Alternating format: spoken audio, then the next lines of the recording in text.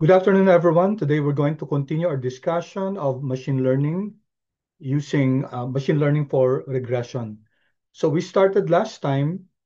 Uh, we what we did was to download our target variable. Our target variable is our dependent variable.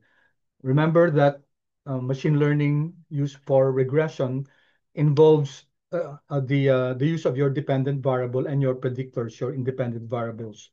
So our dependent variable, we chose the USD PHP FX, and the ticker symbol is USD PHP is equal to X. What we're going to do is we're going to create a model where we will be comparing the usual LM linear model function in R. So we're going to use the ordinary least squares and compare it with the machine learning algorithms, namely your decision tree, random forest, and then we'll have uh, support vector machines, XGBoost, and artificial neural networks. So all in all, we have six models, and then we're going to compare them. Now, a regression model using machine learning is different from classification. For classification, you should know by now, we compare those that are correctly predicted as against those that are wrongly predicted using the confusion matrix. For a regression model where the dependent variable is a numerical variable, you cannot do that. You cannot create a confusion matrix because the dependent variable is a number, okay, and it most probably has decimals. So you cannot pinpoint exactly if the value, for example, is 8.35, is that the true value?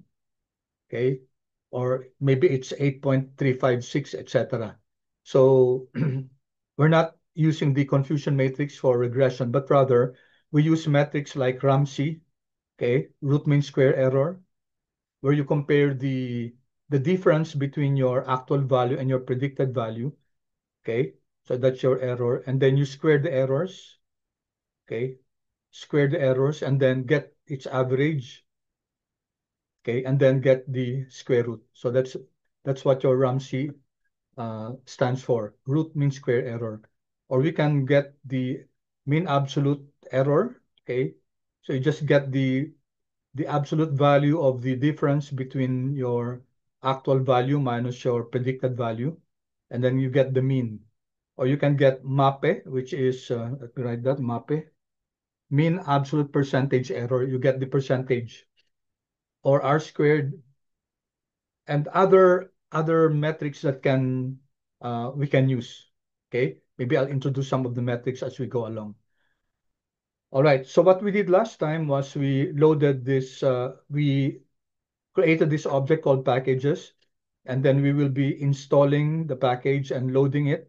And then we wanted to suppress the package startup messages here. Okay, using Pacman, we're able to install the package, and then once it's installed, also load it at the same time. Okay, and then we don't want to update the package. Okay, I have run this class, so kindly run this so that to make sure that these packages are already loaded. I ran this in the section before this, so I don't have to run this. All right. So again, this is by way of review. We have discussed this last time, and unfortunately, I think the challenge that we encountered, uh, the uh, the difficulty that we encountered last time was we were having difficulty in loading a data. We'll go to that in a while. Okay, so let's run the start date and the end date. Okay, and then what's different now here is that last time we created USD PHP. Okay, we use USD PHP, and then we overwrote the USD PHP by the closing. Here we're going to maintain USD PHP full. Okay, because we're going to need the other data for the other indicators. Okay, we're going to use uh, high, low, okay, we have the closing here, but we are interested, or we need to use the high and low. So if we run this class, we're going to create this data which contains the OHLC, open, high, low, close, volume, and then adjusted. Then we can just uh, change the name USD.php dot. Okay. So the column names of, let's run this first class here. Control Enter. Okay. And as we discussed last time, this will give a message, an error message. Okay. To remind us that if it contains missing values, then it should be replaced. Okay, because otherwise, class, if we don't uh, replace the NA or delete or impute a value to it, then any process, any statistical function will not run. Okay, so we have now USD PHP. Okay, but USD PHP, let me close some of this one. Let's take a look at USD PHP full. I have so many objects here already. USD PHP full class here. So what does it contain? It's your open, high, low, close, right? Open, high, low, close, then volume, and then adjusted. So what we'd like to do now is to change the column name, all right? So column names of USD PHP full will be we're going to paste here, USD.php dot, and then it will include dot what? Dot open, dot high.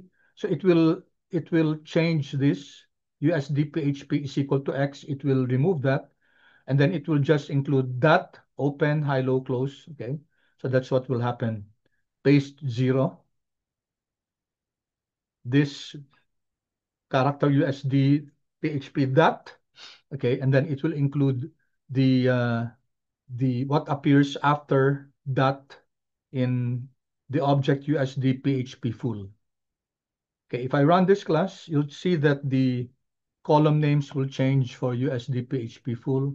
It will become now USD PHP dot open, dot high, dot low, dot close. Okay, and then just to finish this, we're going to extract the closing price. We're going to need this in order to compute for the returns. Just the closing price of USD PHP full.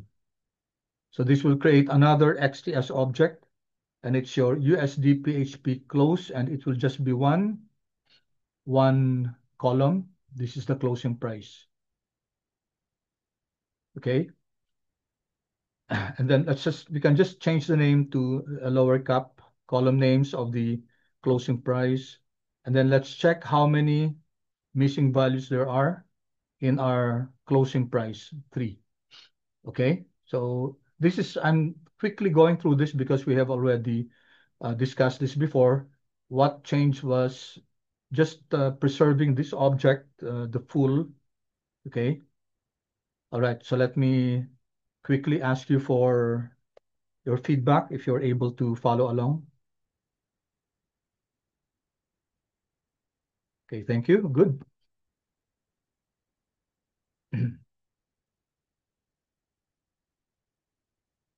Okay, good. Thank you so much, class. Good. Okay, let's continue now. Okay. All right, so for the others, no change. So let's just quickly review. We are going to use VIX volatility index as a predictor also of the exchange rate USD PHP. Okay, and then we ran this already last time. Same thing. We're going to this one we're not going to change. We're not going to preserve the full data OHLC of VIX because we don't need that. We only need that for the dependent variable USD PHP. For this, which is an exogenous variable, it means it's an quote unquote external variable. which we're going to use in order to predict the exchange rate dollar peso. So same thing here, plus we run this and we see that there are 92 missing values for VIX. We already ran this last time, so we will just quickly go through this. And this is where we had a problem. Hopefully for those of you who had difficulty with this, so kindly run this, please. I hope you don't encounter problems. Okay, I didn't encounter any problem, class. And could you kindly please confirm if you were able to download the Brent oil prices? Okay, good. Thank you. If you recall, some of you, including me, I was not able to download the BZ is equal to F or Brent. So in the evening, I tried doing it again, and then I was able to do so. So I was able to conclude that it was a problem with Yahoo, connectivity with Yahoo. Okay, so let's continue, class. So now we have the three data, the three variables, USD PHP, then we have the VIX, and then the Brent. Okay, then just once again to check how many missing values there are. So it's 392 and 2. And that this poses a problem, class, because we're going to merge this data into one. Okay, and then we looked at the VIX data, and we can see here so many missing values. And we said last time that if we were doing a univariate time series analysis, univariate means just one variable. Maybe you'd like to create an ARIMA model for VIX or a GARCH model. We will have problems because there are NAs. But this is easily resolved because what we can do is we can use LOCF here. You can see that this value 20.95 can be imputed here for the NA here. And it's logical because what caused the NA for whatever various reason, we can forward, okay?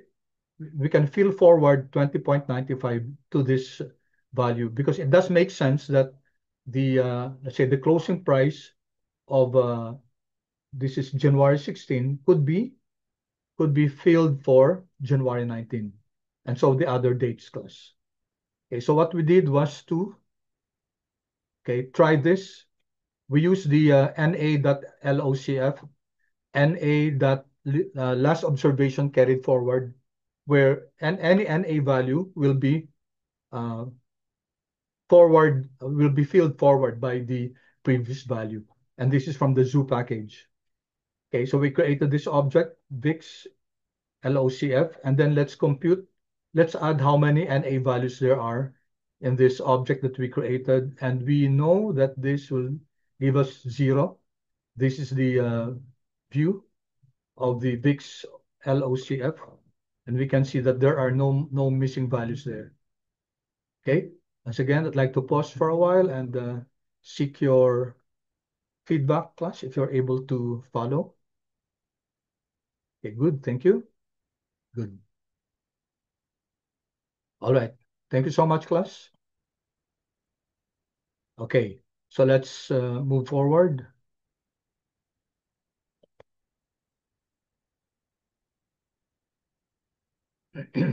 Now, remember that we're not going to use the variables independently.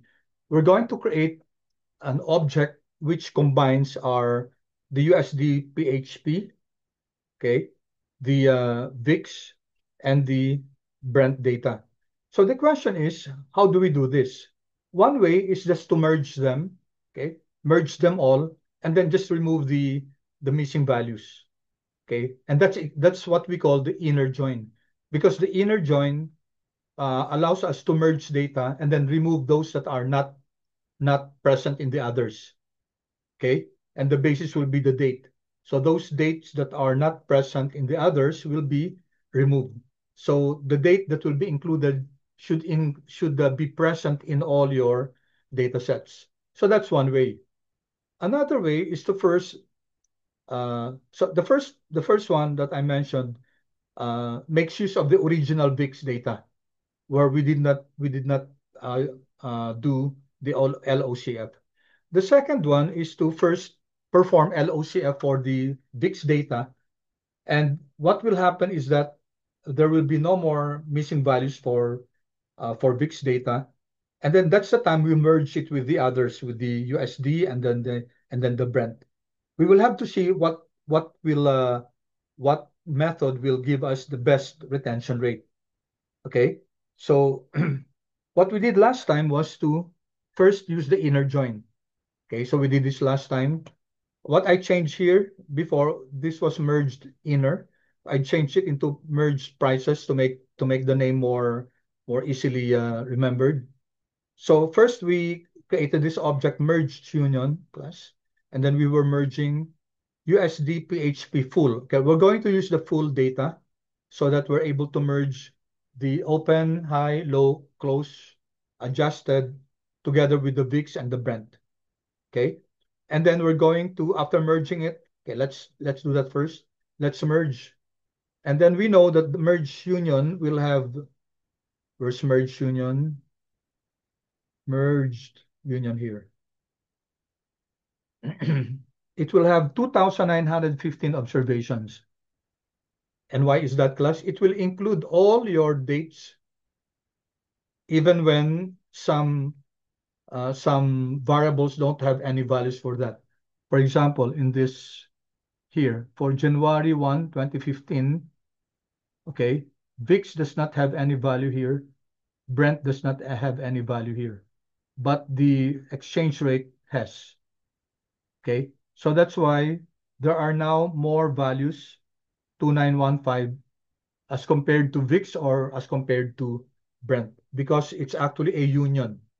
Okay, remember in your set theory in elementary, when you say union, you combine everything, both those that are present in one set and the others that are, even if it's not existent in the other set. Okay, so after this, we will now be removing those that are missing. So that's the process of merging, class, inner joint. We call it inner joint. We merge everything, and then we remove those that are missing in any one row. So we create this object called merge prices, and then we omit any missing value in the merge union. So let's run this. And you can see here merge prices. Okay. Now you can see that, okay, all are there are no missing values. By the way, I forgot to tell you, class, that uh, yeah, for the indicators, volume is oftentimes used. For example, you're modeling the returns of a particular asset, okay? And if you have the volume data, then you normally could use volume as a predictor of the returns of your assets. But in this case, this is US dollar PHP exchange rate. We don't have any data for volume. So that means that we cannot use this as a predictor. Okay. Instead, we're going to use the lag values. Okay, so let's now print the number of n row of merge union and merge prices and compute the retention rate. The retention rate is simply the how many how many observations in the merged prices divided by in the merged union. So this is round, so there's no decimal place here. Okay, let's run this. And then we see 2915, it was dropped down to 2214. It means that around 701 rows were deleted, and then we were able to retain 76%. So this is method number one, where we used VIX as is, all with its NAs, missing values. But let's now try to see. Okay, so once again, let's count how many NAs are there in the VIX class. And then here, we're going to merge class. Okay, all the NAs class. Merge USD PHP full class, VIX, Brent, and all is equal to true, we will count, okay, how many missing values are there for each of the data here. And then let's print this one, NA before union. Okay, let's print this. And then you can see here that open, high, low, close, volume adjusted have the same missing values, class. Okay, they have the same missing values after we merge it. Okay, we merge it first, and then we count we merge it first, class, and then we sum up all in the columns how many are NAs. So our FX rate, our USD PHP exchange rate, have 309 missing values, while VIX has 400 and Brent has 401. Okay, so that's the missing values, class, when we merge the USD PHP full, VIX, and Brent. Okay, then what do? Here we perform the NA LOCF. We did this a while ago, class.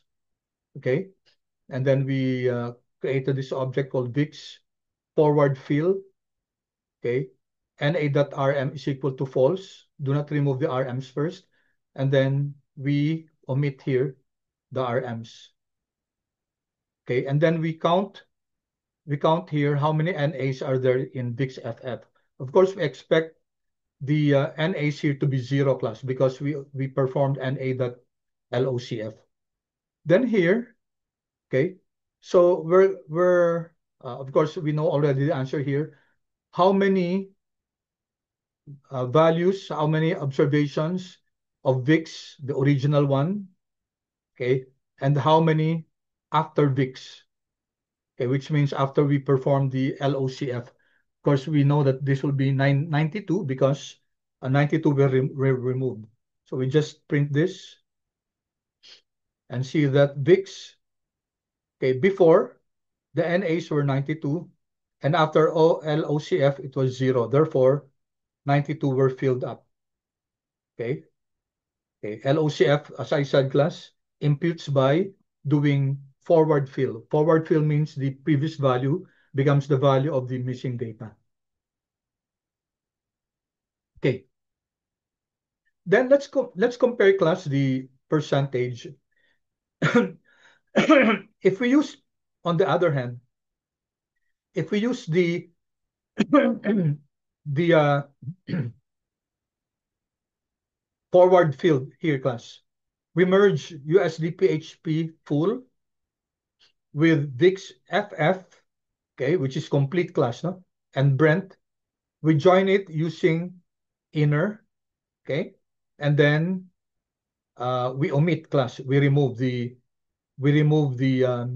NA values in merge after VIX, and then let's go straight here, class. Let's just print the number of rows in the merge of VIX only, and in the merge of what we omitted, class, when we merge PH, okay, this should be, actually, this should be also PHP full.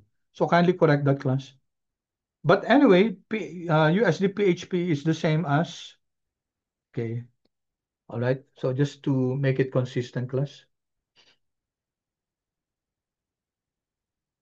Okay, so let's run this. Then let's see the result. Okay. So for the original, class, when we merged the original, when we say original, that's USD PHP VIX, okay, not VIX FF, and the Brent, class, we have 2915, which was, we saw this already a while ago.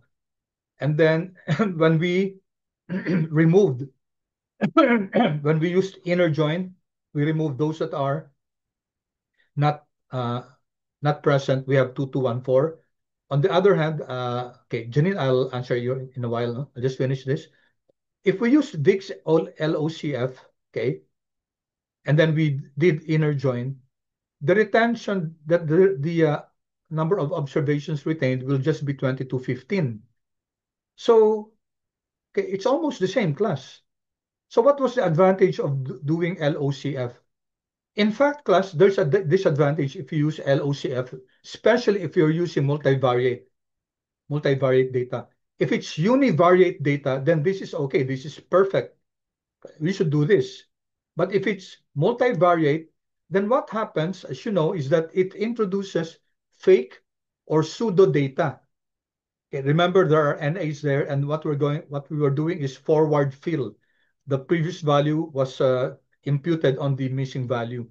So there are now 92 data all in all, quote unquote, that are fake. Okay. So if the result of the merger of the original vis-a-vis the LOCF are practically the same, then we would rather choose the original because in the original we did not introduce any fake or manufactured data. Okay, because they're the same at 76%. Okay, yes, Janine.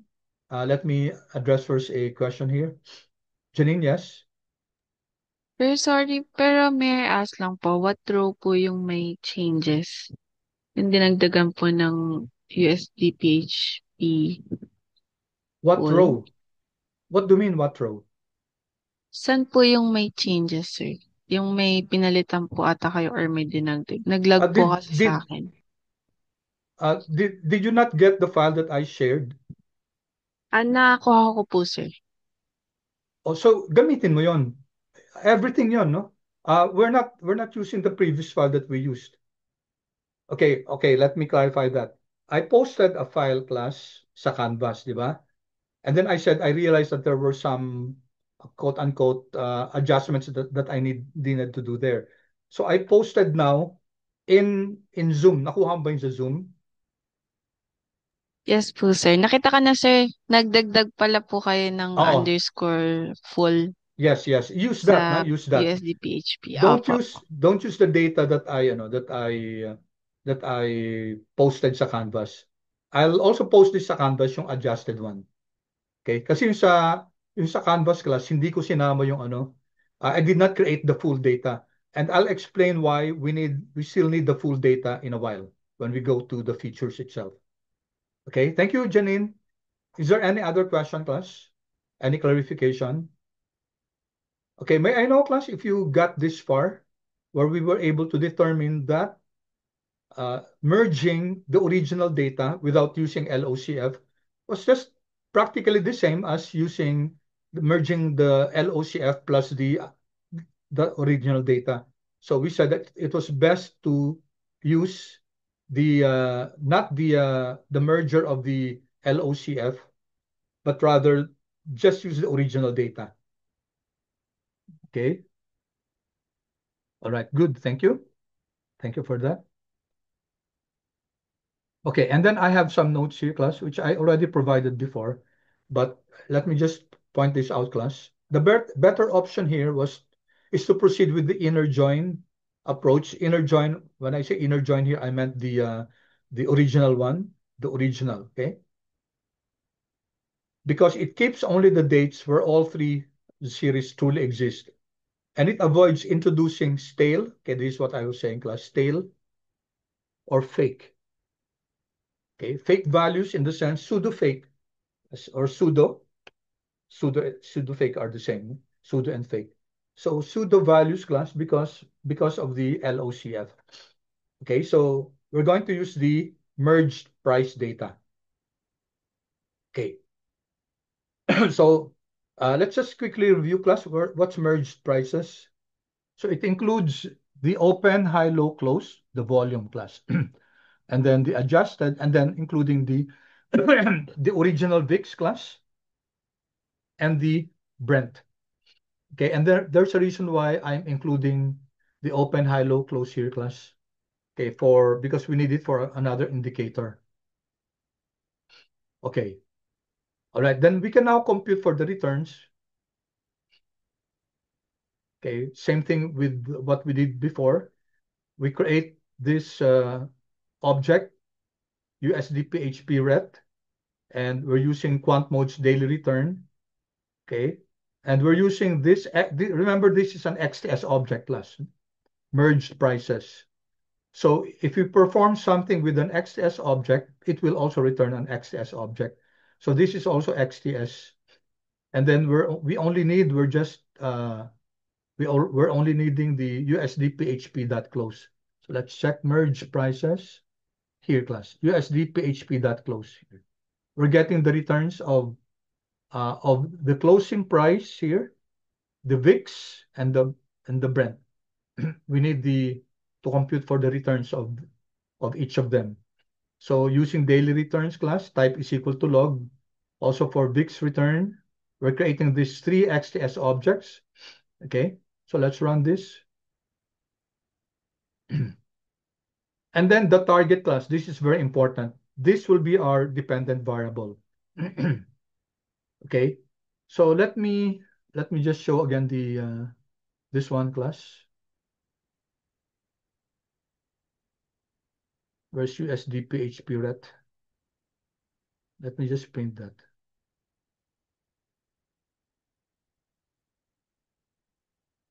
USD PHP ret here. So there are 2214 observations. These are the log returns. Okay. Now we learned before that when we get the lag, LAG class, the lag of a data. Okay, let me illustrate that here. So for example, we would want lag 1. We said lag 1 class, this value will go here. Okay. So that's log k is equal to 1. It means that the value for this particular date for lag 1 will be the previous date. Okay. For lag 2, it will be 2 dates before. So if it's lag 2, then this will go here. Okay. Alongside this one. Okay. For this particular data, this one will go here. Okay. Lag 1. However, when you say k is equal to -1, it's the reverse class. Okay, it's the reverse. This value now will go here. This one will go here. It's the reverse. K is equal to 1 is lag 1. This value will go here. K is equal to -1 will go here. And that will now form our target. Okay. Why is that so, class? Why will this be our target now? So this one now here, whatever this value is, -1 point something, will now be in line with this. So what are we doing? Okay. What we're doing, class, is that we would like to predict this value, okay, using the previous values here. This was a previous value, class, right? Okay. So that's what happens, class, when we make sure that uh, uh, this prediction class, okay, we would like to predict this value, whatever this is, which is this one, class. We'd like to predict this using the past values. Okay, so again, what will be here, class? -5.5, -5.5 here. This will go here, right? Okay, so we'd like to predict this value using its past values, this one. Okay, so that's what's happening, class, with our target. Okay, I hope, class, you got that conceptually.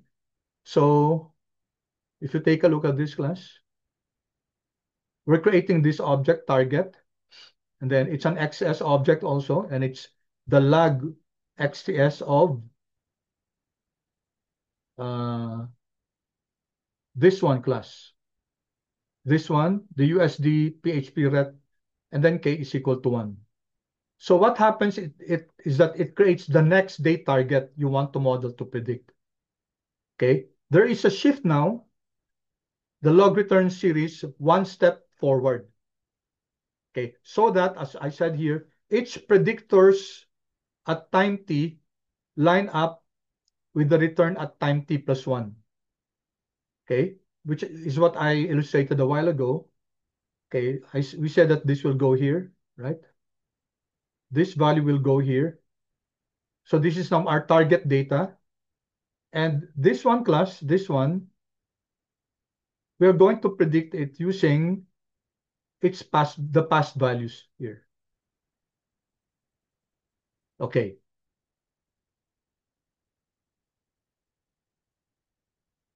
All right. So that explains class this one in blue, which we did already before.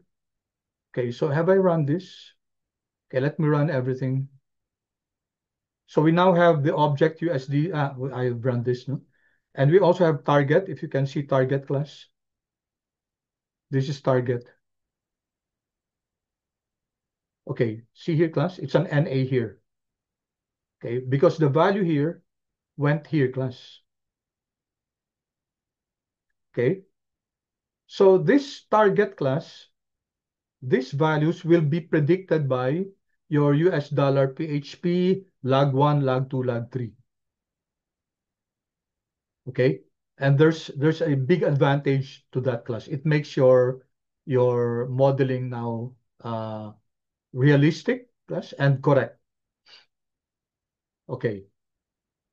So let's now merge class our returns here. VIX return, Brent return, target USD PHP return here. Let's now merge it, and then let's automatically remove the NAs class.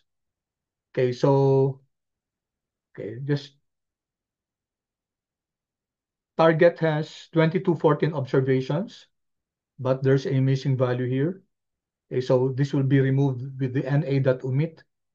Okay, NA.omit merge the returns, all the returns plus the target.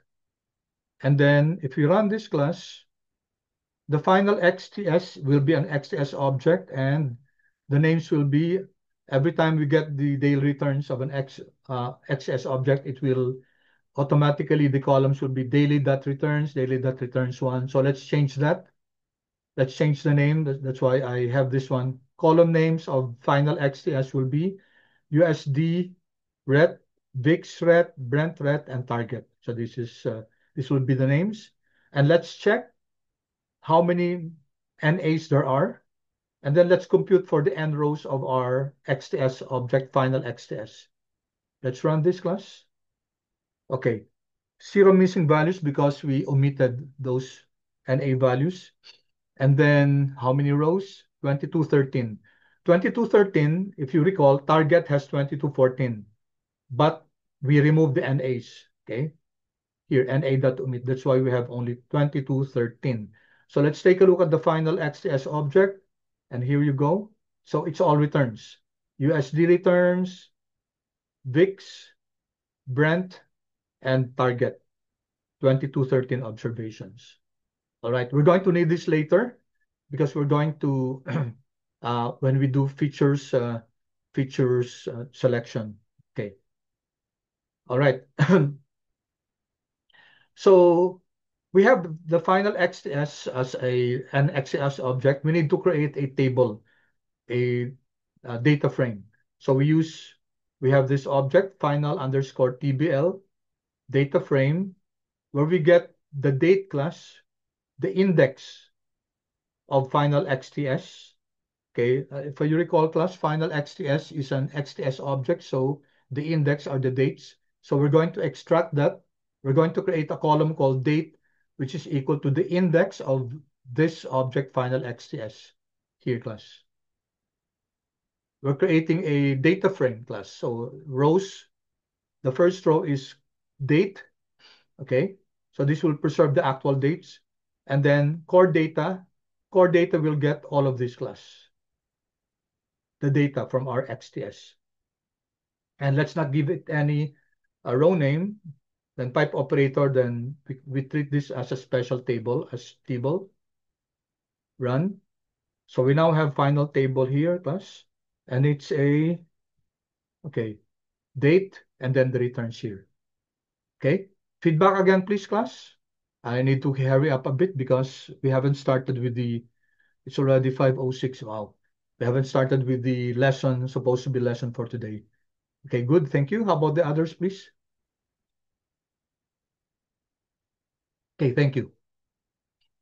All right. Let's just check, class, the final table, the number of rows of your final table, the structure. We have to make sure that this is indeed a data frame, and then the class. Okay, remember that you now have a date column in final table. Let's see if it's really a date. It has to be a date class. Okay, there, dollar date. Okay, it's a date. That's correct. And then we check also the class. It's a date. So we're okay now, class. We have now the final underscore table, which is, let's say, related to your final XTS. Your final XTS is an XTS object containing the returns also, but we also have the final table containing the date and the returns also. The difference is that this is an XTS object. We're going to use this. Also this one, a data frame, we're also going to use this. All right. So let's now go, class, to the next step, which is feature engineering. Okay. In case, class, I'm not able to finish on time, please, you may just leave the room and then I'll just continue for recording purposes. Okay. So this one tells us, class, that we're going to use different variables in order to model our returns, our USD PHP returns. Okay. In particular, the target data set, the target variable, class. Okay. So what are we going to do? Uh, we're going to use momentum, trend, momentum and trend indicators, and also exogenous variable. Our exogenous variable will be the VIX and the Brent. Okay, here, class, exogenous. All right, so we have this already. Now, for machine learning, for indicators, class, we need to identify some parameters, some tuning parameters. Of course, this can be changed, but it's better to define this outright and put it in one code chunk. So lag max, class, this will be uh, the uh, the lag that we're going to use for USD PHP. Take note, class, that USD PHP, the returns of that is may be correlated with the past values. The first day, the yesterday, 2 days ago, or 3 days ago. Okay, it has been shown that the returns of your FX rates, plus the log returns, are autocorrelated, and that the previous value, the close previous value, are highly correlated with your current value. So we're going to use log of 3, and then we're going to use the simple moving average, short and 10 days long, RSI. Okay, I'll explain it in a while. And also volatility window, let's use 10 for the rolling volatility. We're going to use also moving average, convergence, divergence. You need 3, fast, slow. This is a metric of EMA, class, exponential moving average, plus here also the MACD signal, and then the Bollinger Bands, and then the ADX, class, ADX period. All right, so let's run this, class. Make sure that you run this. And then let's start with okay, let's make sure, class, that merge prices, we're going to use this. Okay, if you recall, class, merge prices contain the values, right? Let me just, for your merge prices, okay, XS object, it contains, class, open, high, low, close, okay, volume adjusted. Okay. All right, good. Okay, so I'm speeding up a bit, class. I'm sorry. Here. Okay, if I run this, class, I just want to make sure that the merge prices exist, and recounting how many rows it contains, class, here. Remember, 2214 rows. This came from after we removed the NAs, class. When we merged the USD PHP full, the VIX, and the Brent without using LOCF, class. So this is our merge prices. It's an XS object, 2214 rows. So just for us to recall. Okay. Then let's create, remember, final TBL, class. It's a data frame containing date, and then you have the returns, right? let's create now another object which is exactly the same as final TBL. We're going to preserve final TBL. Okay, so we now have data for features. We're creating this object called data for features class. And then maybe let's reposition this one here. Control X. Okay, we can put it here, class. Okay, just put it here so as not to create confusion. Okay, so I remove that portion. Okay, all right. First thing we're going to do is we're going to create the lag returns. Now, as I said, class, there is correlation between your USD PHP returns and its lag values. So based on research, it can be 1, 2, 3, even up to 5. So we'll just use the 5, 3 lags. Okay. So these are returns from the previous 1 to 3 days for USD PHP. In other words, class, we're going to insert 3 variables: lag 1, lag 2, and lag 3. And you know what lag means, class? No? So lag returns capture short-term momentum. Okay. So lag returns are good for measuring momentum because we know that the lag one, it would be correlated with your, most likely with your data, with your USD PHP. Okay. For example, if recent days showed positive returns, okay, using the lag returns might show that there is a continuation class or momentum effect class. So lag returns are measures of momentum. So what do I mean by momentum, class? If for the past days the prices have been increasing, the log returns have been increasing, then most likely the next few days could spell out uh, an increase also. And that's what we call the momentum effect. This is common in financial machine learning because FX rates often has mild persistence over short horizons. Okay, so take note of this: mild persistence over short horizons. It means that uh, the returns that are increasing across time, okay, for the short, for the next few periods, class, short horizons, it will continue to increase. If it's going down, then it might continue to go down. Okay. All right. So here, take a look at our code here. For k in 1 up to logmax, you recall logmax is 3 class. We identified it as 3. Oh no, it's almost time, class. So you may just leave class. Oh wait, up to what time is our class? Ah, sorry. My bad. I thought it was 5:15. Okay, good. Oh, then, okay. Yeah, thank you.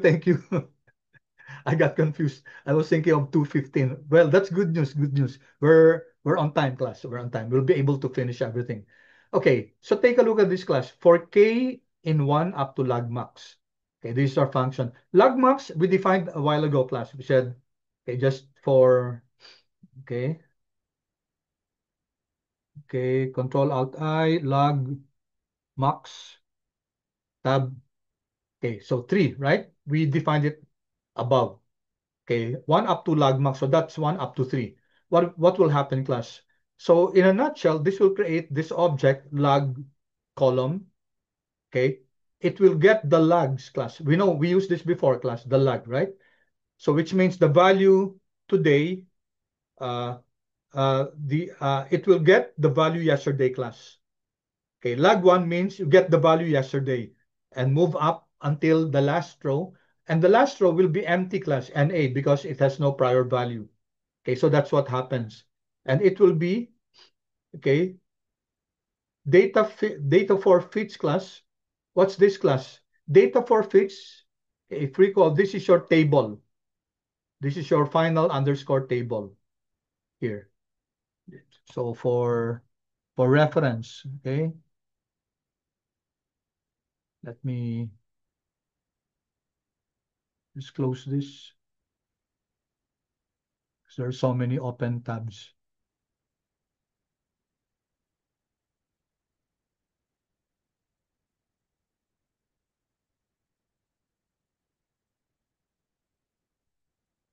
Okay. All right. So this is our data for features. And we're going to add here. We're going to add here more values. Okay. The one that we're going to use for prediction. Okay. So first class. Okay, where is that? Okay, so data for fits. Okay. So we're going to get the lag of the USD PHP ret here. Lag 1. And then it will loop. After lag 1, it will go to lag 2. And then it will loop again. It will go to lag 3. Okay, and then it will now, for the column name, it will now use, okay, let's USD underscore ret underscore lag, and then append K. K is 1, 2, 3, right? So it will now create a column name that's USD return lag 1, lag 2, and lag 3. And then we were going to insert it in data for fits. Okay, if you run this class, okay, take a look at data for fits now. Okay, you now have USD ret lag 1, lag 2, lag 3. Okay, and we're going to use this class, this lag 1, lag 2, lag 3, in order to predict our target. Okay. Okay, let me once again request your confirmation class if you were able to get this.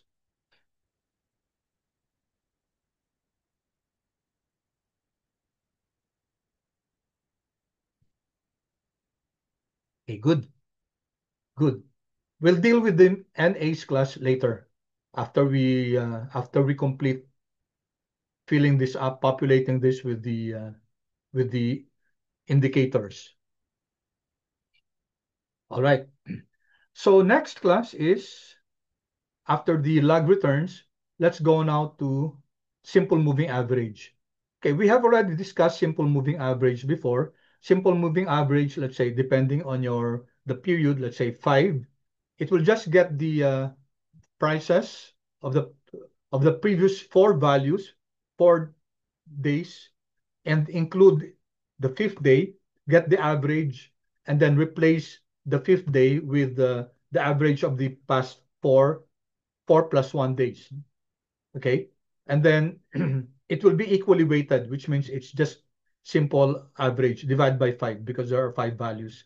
For log 10, for 10 class, simple moving average 10 periods, and it will just be 9 plus 1.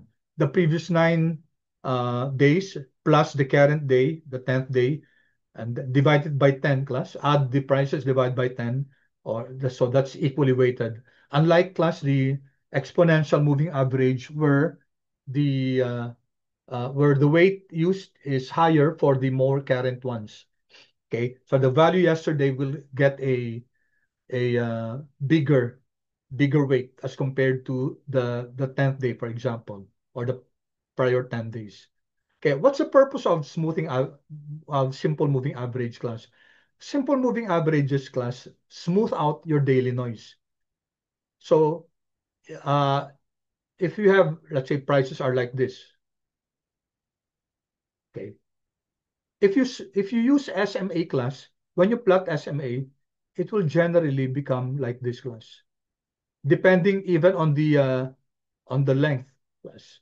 If it's let's say SMA 30, then it will be more smooth as compared to an SMA 2. SMA 2 might be more like this class, not so much smooth. But the longer the period class, the more smooth your simple moving average becomes. Okay.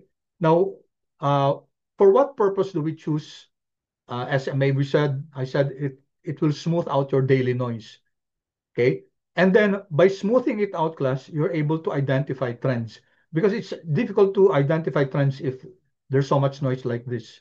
But if it was like this, class, then you can see that there was a general trend, let's say upward trend. Okay. So that's the purpose, class, of this simple moving average. It's for smoothing your data. Okay. So short SMA reacts to recent movements. Short class means, let's say, only a period of 5 days, 3 days. Okay. as compared to the medium term or the long term, say SMA 60, SMA 160. Okay, SMA 160, you're taking a look at back to day 119 class. So there's a difference class in the smoothing. So short SMA will react to recent movements, while a long one will react more to the medium term. Okay. So when we're modeling foreign currency class, SMAs help detect if the exchange rate class is in an uptrend. So when is it an uptrend? So you have the price of the asset, the log returns that is, and then you have the SMA value class. If the log returns is greater than the SMA, okay, so that means there's an uptrend. It means it will continue going up, for example. On the other hand, if the price, okay, when you say price here, you're referring to the log returns class because that's our asset here. If it's less than SMA, then we can, which can predict now a continuation or reversal. Okay, so that's the use of the SMA. We compare the price with the measure of the SMA. Okay, so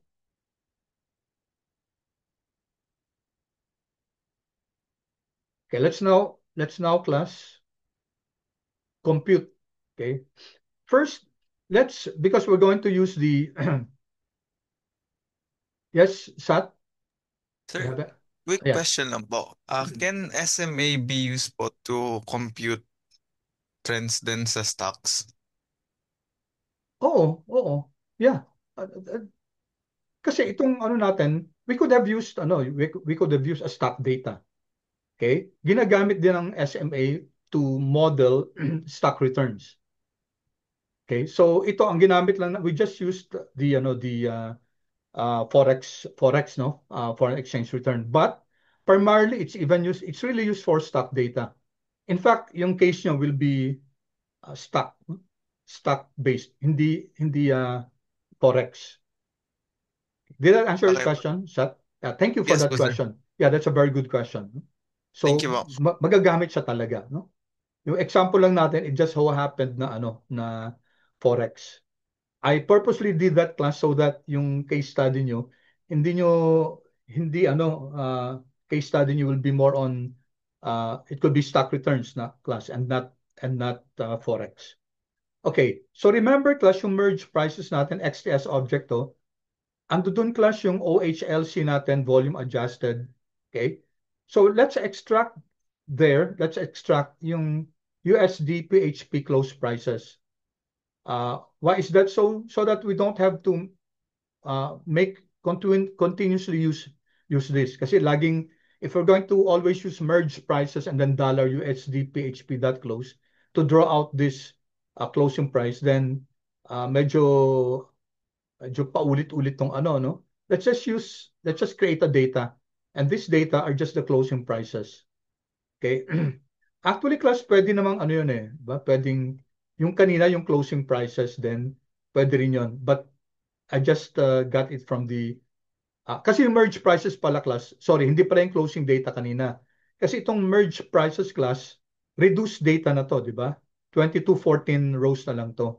Kasi we merge it already with the VIX, with the Brent, okay? So I stand corrected, class. We cannot use the USD PHP underscore close. Hindi siya pwede kasi yon original data yon, no? It has not yet been merged with the other data set. Okay, so let me run this. Okay, so we now have USD PHP close prices. This is also an XTS object, and we can directly use this now. USD PHP close prices, yan, plus XTS object. And then here, yan, wala siyang missing value, 2214 yan. Kasi this came from the merge prices.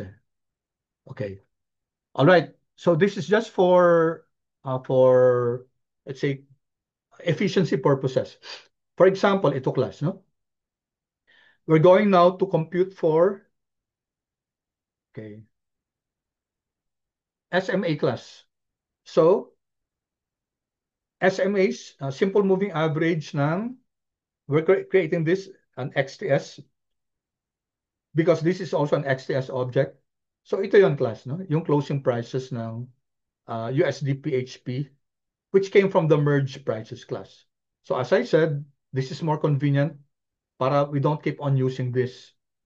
Okay, I could have used USD PHP close na lang, ano? Close one, whatever, para mas maiksi yung pangalan. And then, what's the length or what's the period here? SMA short class, we know this is from by SMA short. 5 yan, di ba? Again, na-define na natin yung class sa taas. SMA long is 10. So let's create this two. And you know, class, that let's say yung long class, no? It will have 9 missing values, and then the 10th will be the average of the 9 plus 1. Okay, di ba dito, class? Pag SMA 5, it will be 1, 2, 3, 4, and then the 5th value will be there. It will be the average of the 4 plus 1. The 4 previous and then the current, the 5th one. So, and this is also an XTS object. Okay, so with that class, we can now include this class. Okay, we're populating now our features. Okay, so here, if you take a look at this,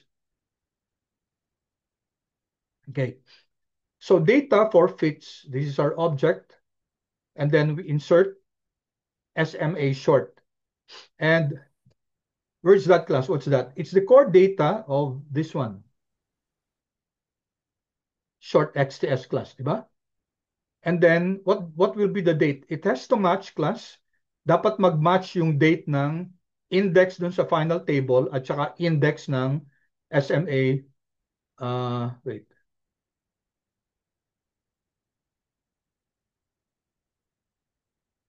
Okay, index. Bakit index? Okay, class, mali ito ba? Final, walang index class si table, no? This should be final XTS. Okay, sorry. XTS, there. Okay, si ano class? Si XTS, final XTS, XTS object. So may index yun. Si final TBL class, it's a data frame. So wala siyang ano class, wala siyang index, no? Right? Okay, I hope you got that. Paki ano nga class? Okay. If you did not change this final TBL class, magkaka-error siya class kasi wala namang index kay final TBL because final TBL is not an XTS object.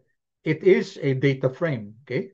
I hope you I hope you recall that class, no? Imamatch natin yung index ni final XTS at saka index ni SMA short XTS. This will be okay class kasi si ano naman si short XTS, okay? Ba't nagkulang to? Okay, so sorry, kulang ako class. Sama natin dito, Control C, Control B, si SMA long. Wala si SMA long. Ha? Dapat may long class, long. Okay, core data, it should be long. Sorry for that. And the index is the same, and then this should be long. Okay.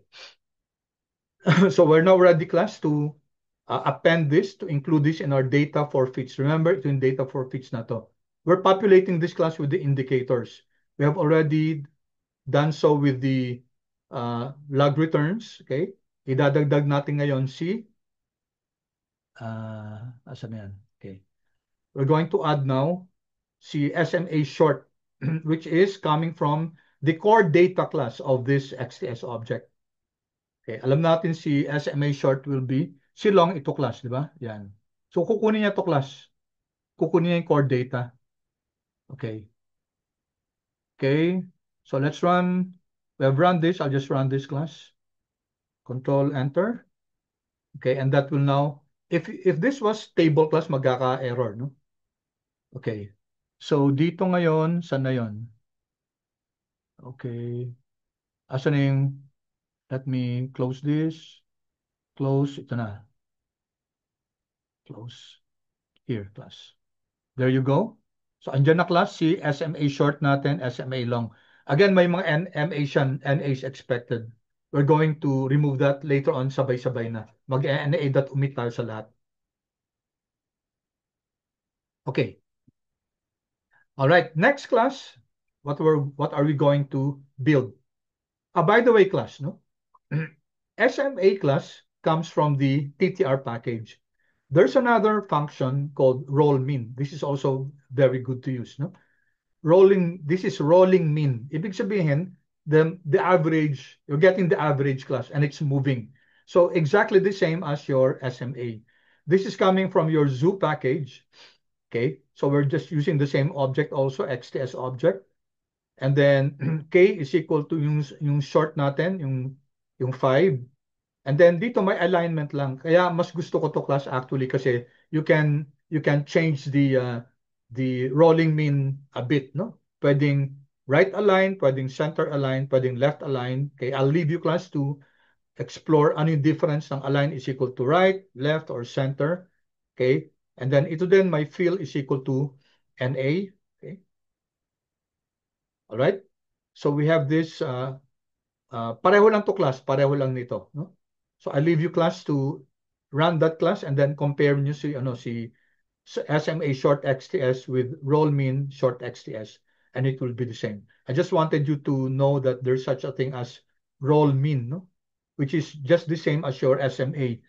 And then maganda pa, meron ding roll apply. Mamaya i-ano natin roll apply, which is rolling volatility naman. Ang kino-compute yung standard deviation. All right, I won't run that anymore, no? So, nagawa na natin to, no? Okay. So, siguro, I'll just delete this first. Okay. Kasi inulit ko dito, no? Yan.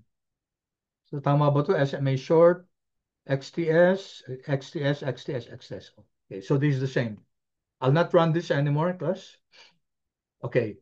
So next, let's go to relative strength index. Now, this is also very important kasi ito naman, class, momentum to.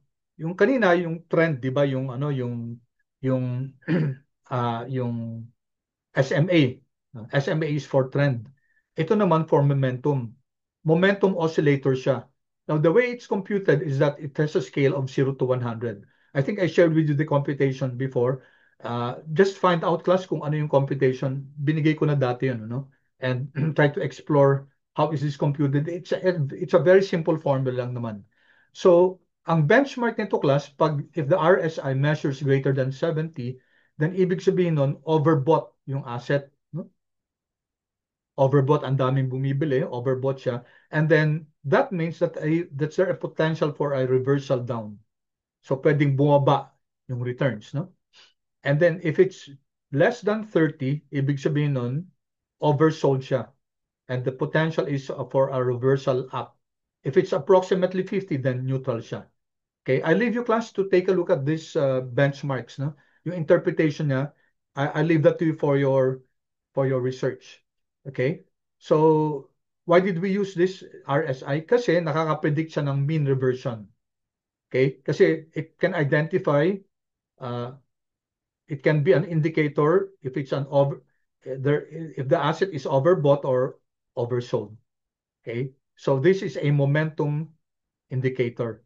So how it works, class, is that we use a 14-day RSI. Okay, a high RSI, class, might signal a sell. Okay, kasi bakit ka magsisell? Kasi there's a potential reversal down. Okay, down prediction yun eh. Okay, a low RSI would signal a buy or up prediction. Okay, kasi ang sinasabi ng pataas yung there's a trend for it to go up. So the standard period used is 14 days. Okay, and this was developed by Wells Builder. Okay, so ganun din, class. RSI naman to, no? Okay, and we're using the same thing. Ito advantage, class, ng kinuha na lang natin, draw out natin yung object na to. RSIN is 14, we know that. And then again, we're going to append this to data for fits, no? Again, since this is an XTS object, kunin natin yung core data niya, match it with the index of our final XTS and RSI XTS ito. Okay, so let's run this, class. Run. And then we see here now that our data feeds will now include RSI. Yun, may RSI na tayo. 14 days NA, yung pang 15 to. Unlike yung SMA, pag sinabi natin SMA 5, yung pang 5th ang meron. SMA 10, yung 10th ang meron. RSI 14, yung 15 ang meron. Okay, you can see here the values now 29, 30. So, what does that indicate? Less than 30 siya, no? So, dito may mga 50. Tapos dito may mga, are there those greater than 70? May 66, no? So, they indicate something class, no? Overbought, may 70 dito, no? I saw 70 and 70, 72. So, overbought, no? So, signal yan to sell. Yun ang use ng RSI. All right. Now we now go to MACD class. Okay, I'm checking the time. Okay, MACD is moving average convergence divergence. Okay, so ito class, ang kagandahan ni if RSI is for momentum class, si MACD combination momentum and trend. So parang siya, RSI and SMA combined, no? So you will have two variables here. Okay, yung MACD line, yung line at saka yung signal. Okay, the line will be the difference between a 12-day and a 26-day exponential moving average. Okay, that's why that's one of the reasons why I did not use EMA anymore class kasi yung MACD naman it involves EMA 12-day and 26-day. Tapos yung signal line naman 9-day. Okay? So pag positive yung MACD, bullish momentum. Okay? Crossover class, MACD is greater than the signal Bayesian. Okay, and then this is the reason why it's chosen. Okay, widely used in machine learning for time series because it combines short and long EMAs to detect crossovers and divergences. Okay, so I leave you class. In the interest of time, i-ano ko na to ha. Okay, so here is the function MACD class. What do we need? We need the data. This is the XTS object. We have to identify the fast, slow, and the signal. So fast, slow natin yung MACD fast. Ito yung 26, ito yung 12, ito yung signal yung 9. And then the MA type is EMA. Okay, so let's run this class and let's check. Control Enter. Let's check what's our MAD list here. Okay, so you can see here the MACD, di ba? MACD is the difference between your EMA 26 and EMA 12. And then this is your signal, this is your EMA 9. Okay, so what do we do with this? We, again, we create, here, list kasi to, no? We create now an XTS object. Okay, XTS object for the MACD list. Tapos ordered by index natin ng merge prices dito. And then let's just change the name, MACD XTS. Let's replace it by MACD line and MACD signal. So let's run this. And so we have here our MACD list now. XTS pala here. So, yan, MACD line and MACD signal. Pinalitan natin ng names. Okay? And then just to double check class, yung fast natin, okay, sorry, I stand corrected. Kanina yung fast, I said 26. The fast is 12, no? And the slow is 26. Remember, pag higher class yung period class, mas nag-smooth out yung data na, yung di ba, yung moving average. So a 12-day moving average EMA will be quote-unquote faster kasi mas siya, mas parang volatile siya. Pag 26 na class, medyo may smooth out na yan, di ba? So that's the reason why yung fast yung 12, yung slow yung 26. Okay. And then let's append it to our data class. Data for fits.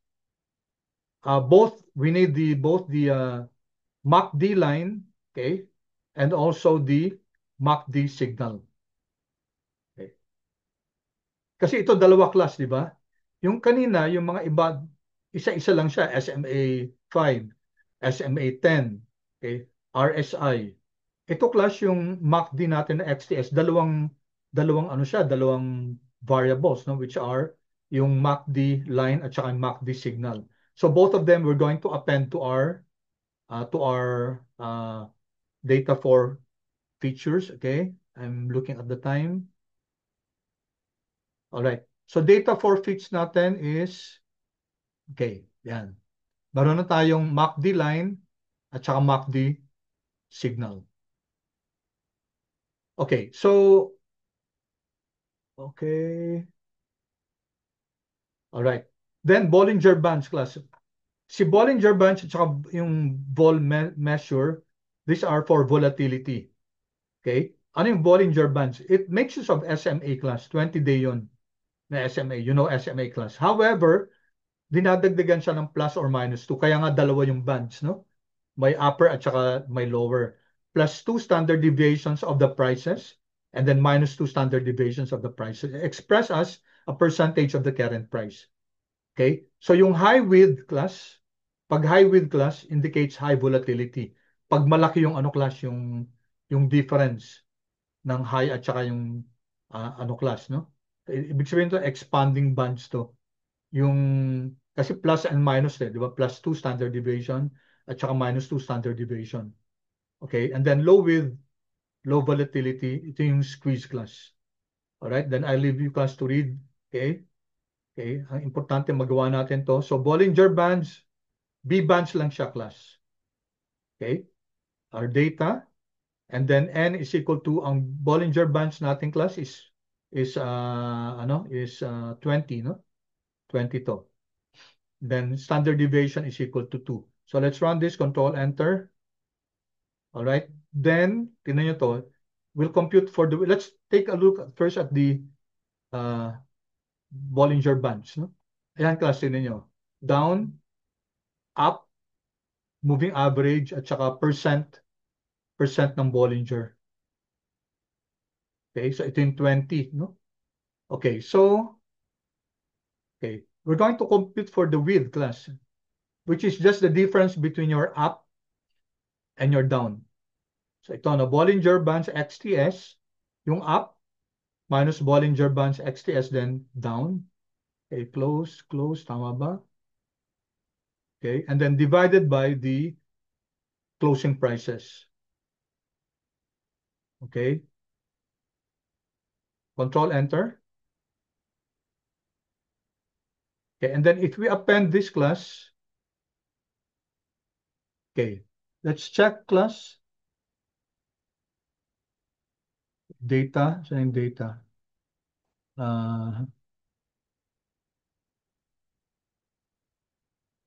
Where's that? Here.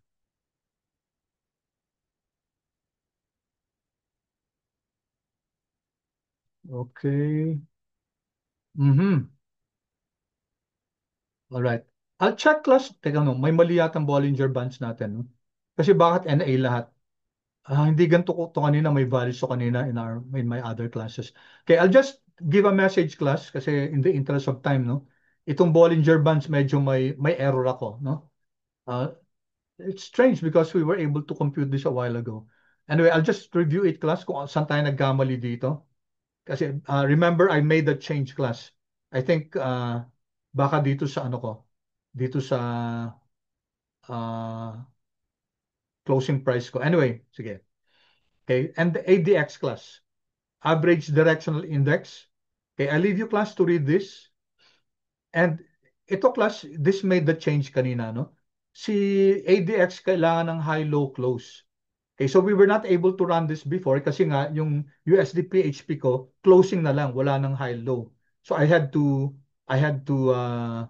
adjust it. So here we're creating USD PHP high-low close, which is from merge prices, di ba? Yung merge prices natin, di ba? High-low, open high-low close, volume, and adjusted. We're just going to get high-low close and then just change the column names. Gawin lang natin high-low close. Okay, to simplify. All right, so let's run this.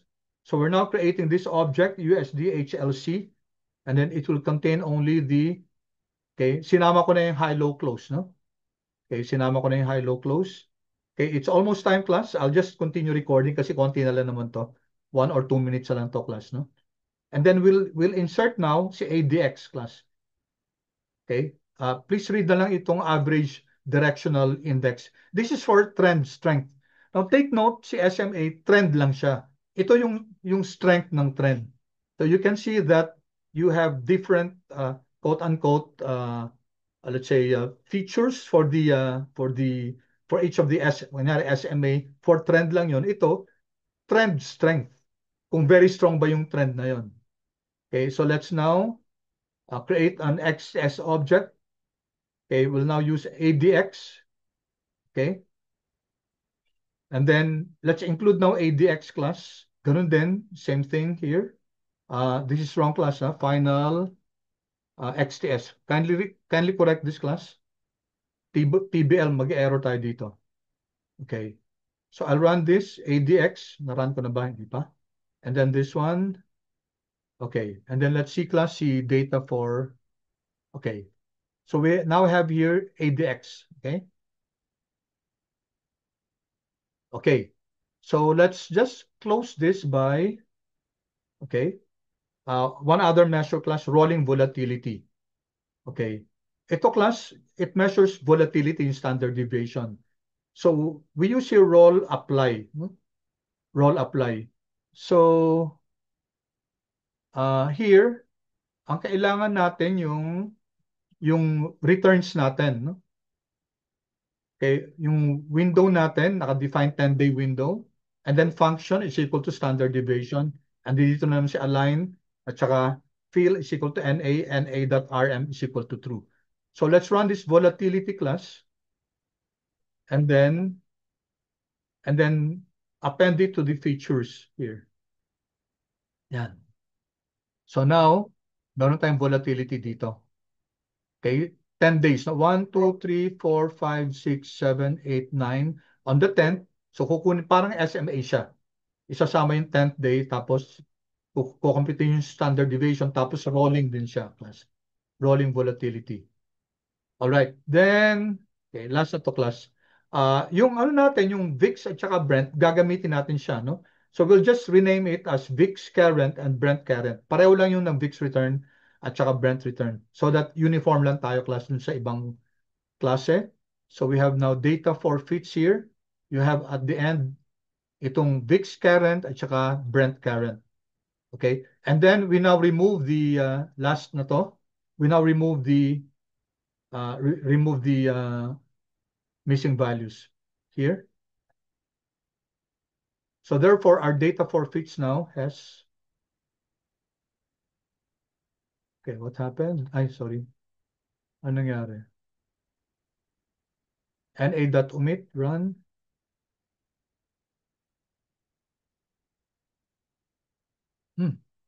What happened, class? Sir, ganyan din po. I think baka dahil dun sa bb.with na nasama. Tapos NA. Yeah, oo nga, no? Oo nga pala, sorry. Sorry, class. Naku, patay. Babalikan natin yon. So, yeah, oh, thank you, thank you. Yeah, I made a mistake, no, class. May I suggest that you just rerun kasi nawala na tong ano natin, ano? No, so medyo nako, i-rerun na to. Unless mag-control Z tayo, control Z. Okay. Control Z, let's see.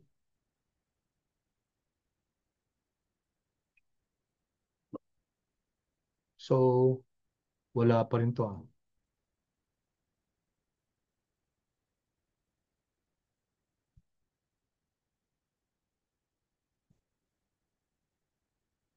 Ano na to? Okay, nag-zero na siya, no? Okay.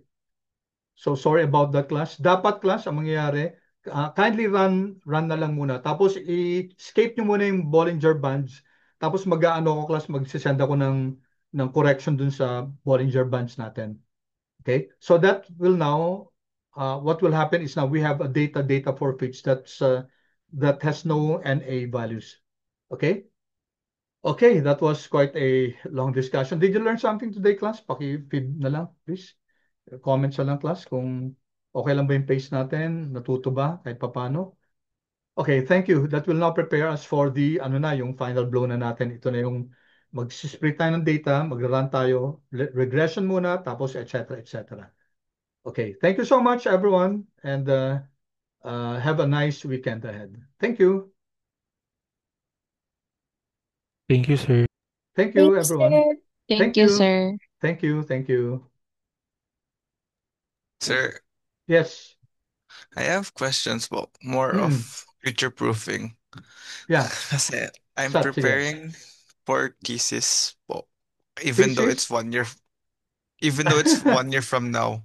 Talaga. Yes.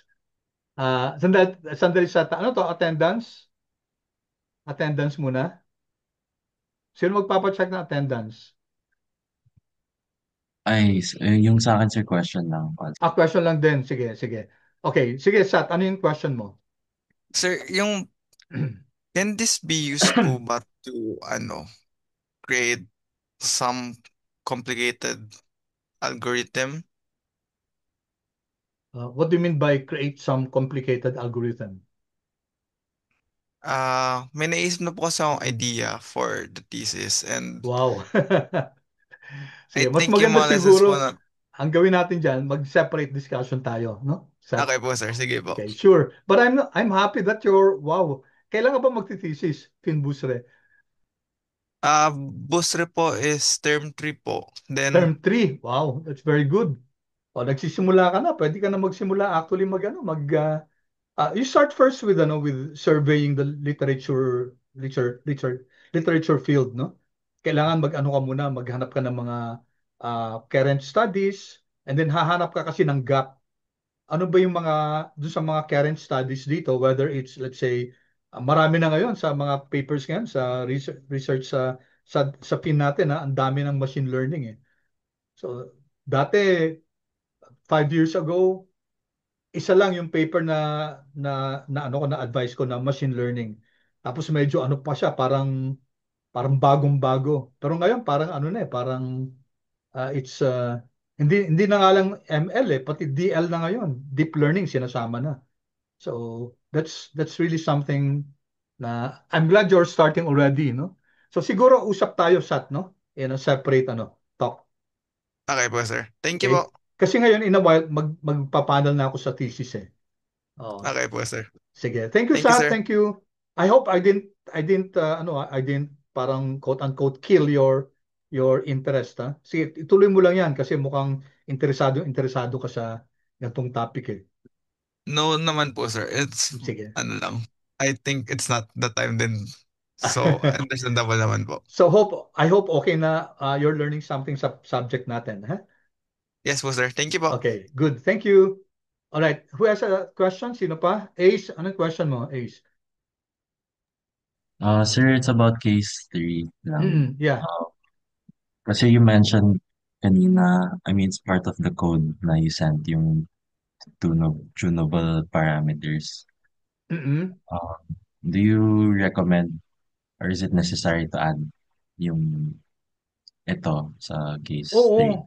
Oo, maganda kasi syempre mas maganda yung points nyo doon kasi kung default lang yung gagamitin nyo, wala. Maganda kung i-explore nyo yung mga parameters. What can be changed about that?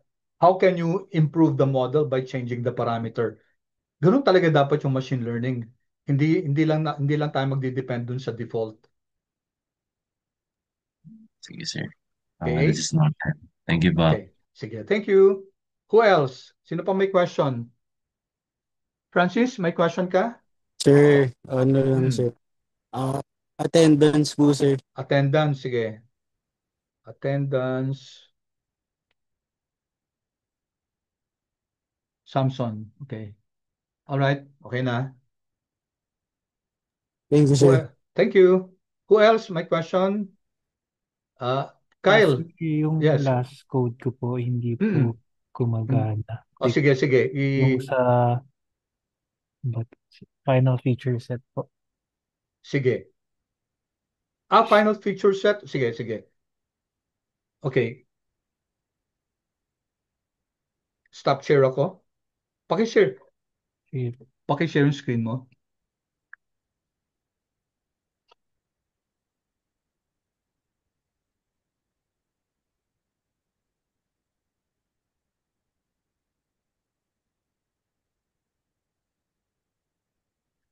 Paki-increase nga, Kyle, yung ano, yung, yan. Yan, paki-increase yung width niya.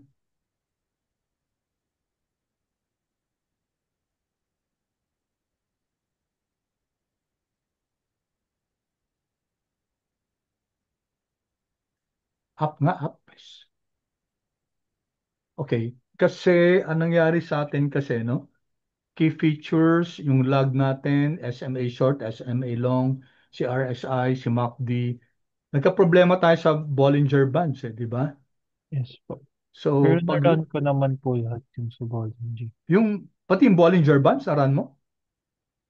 Kanina po. Tingnan ko nga, may BB, ano ka ba dito? Yung BB width, Ito tingnan mo. po. Hindi po nag-run pala. Oo, nag-error tayo dyan eh. So, I will have to check why that's a problem. Sige. Tapos, okay, ano pa ba? Okay. So, ngayon, yung sa features natin, it's okay lang yung features na yan, parang summary lang naman yan. We'll have, ang pinaka-problema muna natin yung Bollinger Bands, no? So, siguro ano na lang ako ng very quick video on how to on how to correct the Bollinger Bands. Tapos, pag nag-run na kasi yung Bollinger Bands yan, mag-o-okay na yung key features natin eh. So, yung error dun sa key features was dependent on the Bollinger Bands. Sige po. Okay? Sir, regarding the case po, do we need to Mm. include standardization and normalization po? Standard saan? Saan ano? Case po namin. If it's necessary, dapat isama nyo. No? Can I show you our case po? Sige, tingnan ko nga.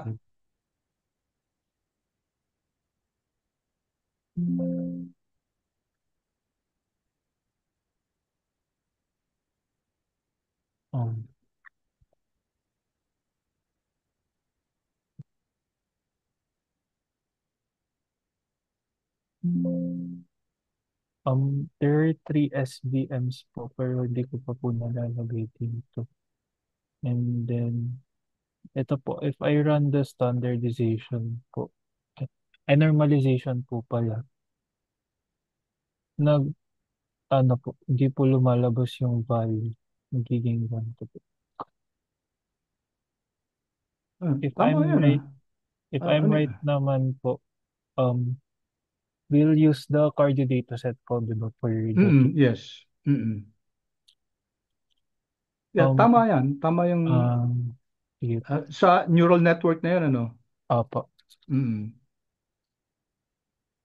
Wala pa po ako sa normalization, pero sa ano po, sa SVM po, 3 models po yung gagawin mo.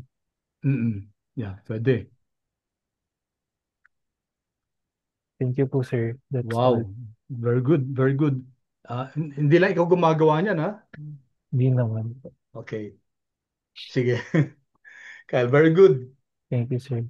Thank you, Kyle. Sino pa? Yes, Aaron? Sir, dalawa po. Yung isa po yung attendance kasi I didn't want to bother po nung kanina. Okay. Ano yung family name mo? Ganzon po, sir. Ganzon. Okay.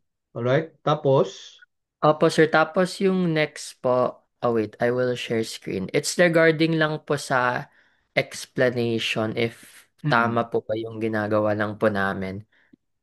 Wait lang po. sige. Kasi tapos na po kami sa coding. Mm. Ito po, okay lang po na parang ganito lang po siya. Kasi ito po yung ginawa namin ng decision tree. Tapos ganito lang po yung explanation. Okay lang po ba na ganito o kailangan po habaan o kuntian? Yeah, mas maganda nga mas comprehensive yung explanation. So if you're Sige going po. to ask me, mas mahaba. Sige po, habaan ko na lang po. Yeah, Okay po. oo. Thank you, sir. Okay, thank you. Thank you Alright. po. Sige. Ay, wait lang. I don't. There. Okay na? Apo, sir.